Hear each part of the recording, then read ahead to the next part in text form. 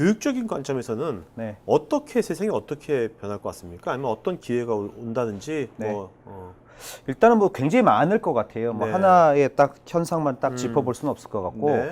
예를 들자면 교육이라고 하는 것들이 그동안은 우리가 프린트, 그러니까 어떤 인쇄돼 있는 그 머티리얼을 가지고 공부를 하는 것들이 네네. 주된 삶이었다면 그렇죠. 인터넷이 나오고 나서 온라인 컨텐츠와 가지고 네네. 온라인 이제 수업을 많이 했잖아요. 그래서 네네. 보통 우리가 이러닝이라고 하는 것들이 네네. 이제 굉장히 주류가 됐었고 그 이러닝이라고 하는 게 이제는 모바일 러닝 뭐 이런 식으로 바뀌어서 사람들이 언제 어디서든 자기 스마트폰으로 네네. 수업을 받고 공부를 하고 뭐 이렇게 바뀌었거든요.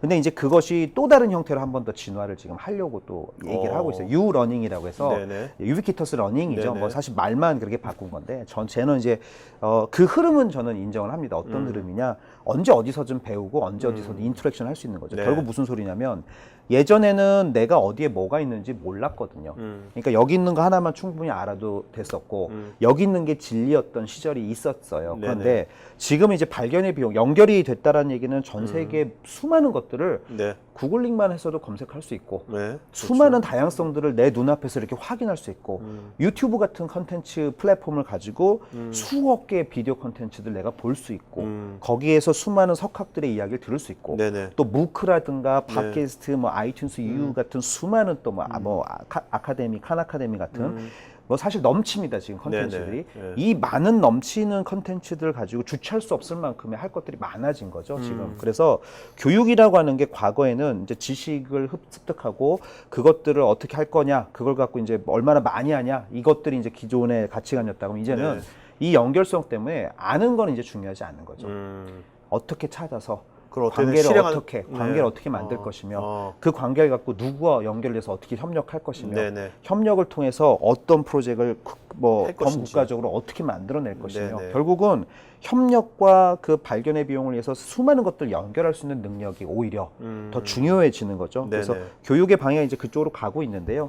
결국은 이제 우리가 지금까지 추구해왔던 그런 어떤 입시에서 썼던 그 스펙이라든가 네. 그 점수 이런 것들이 점점 의미가 없어지는 시대로 가는 네. 거죠. 그러니까 네. 이렇게 경쟁하는 시대에서 그렇죠. 무크에서 MIT 뭐 스탠포드의 과목들을 힘들게 뭐 막 진짜 받기도 힘든 그런 과목들인데 이런 과목들을 중학생 뭐 어디 아프리카에 있는 중학생 인터넷만 네네. 되면 네. 걔가 더 열심히 아니 할 지금 수 아프리카에 있거든요. 나왔으니까 말인데 지금 이 사람이 네. 여러분 그 창 던지기 줄리우스라는 케냐 네. 분인데 2015년도 전 세계 육상 선수권 창 던지기에서 1등했어요. 근데 이 사람이 케냐에 있는 창 던지기 코치가 없대요. 그래서 여기 보면 오른쪽에 여러분 보시면 2004, 2008년도에 올림픽 챔피언의 창 던지기 유튜브를 본 거예요.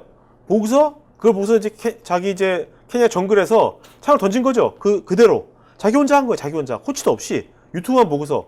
근데 전 세계 1등을 한 거죠. 네, 네. 이런 사람들 그러면 제가 이걸 보면 이렇게 연결된 상황이 되면 네.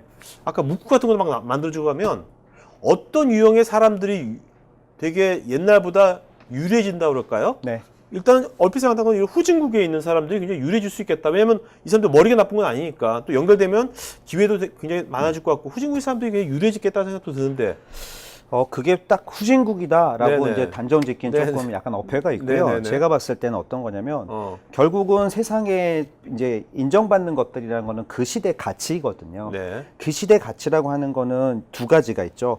누가 맨 먼저 그 가치를 만들어냈느냐, 찾아냈느냐, 네네. 누가 이제 최초냐라고 하는 그때 의미. 네. 그다음에 그 만들어진 것들을 계속 고도화시키면서 누가 그래서 이걸 더 좋게 우수하게 최고로 만들었는가. 네네. 그러면 이제 최초와 최고라는 관점에서 봤을 네. 때 네. 저런 이제 유튜브나 이런 것들이 굉장히 쉽게 발견의 비용을 낮춰줌으로 인해서 네. 저 유튜브에 있는 것들도 다 클라우드에 있는 컨텐츠들이죠. 그렇죠. 저 컨텐츠들이 개인에게 쉽게 발견이 되는 거예요. 왜? 디지털 코스트가 지금 공짜거든요. 그렇죠. 뭐 트랜스미션, 뭐 보는 비용, 뭐 굉장히 네네. 저렴하거든요. 그렇죠. 그렇죠. 쉽게 보면 내가 저거를 우리 아프리카 전체에 아무데도 없었는데 저기 베네수엘라 어디에서 누군가가 하는 거를 유튜브에 올렸는데 그걸 내가 본 거예요. 그러면 내가 그걸 똑같이 했는데 그거보다 더 잘했어.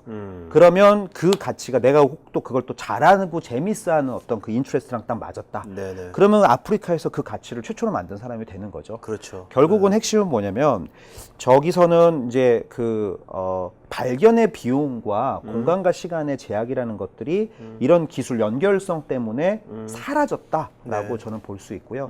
이 사라진 것들을 잘하는 사람들이 누구냐면 정해진 거를 열심히 하는 사람들이 아니라 네. 새로운 것에 관심을 갖고 항상 찾는 사람들이 네. 먼저 찾겠죠. 그러니까 뭔가 말씀 들어보니까 이제는 뭔가 지식도 중요하지만 새로운 지식을 그런 것을 찾아가지고 뭔가 내가 하는 거에 뭔가 그것을 실행시키는 뭔가 그것을 이 사람도 뭔가 창던지기 네. 실행한 거 아닙니까? 프로젝트처럼 네. 뭔가 그렇게 하는 사람들이 굉장히 유리해지겠다. 실행력 있는 사람들이. 그렇죠. 그러니까 네.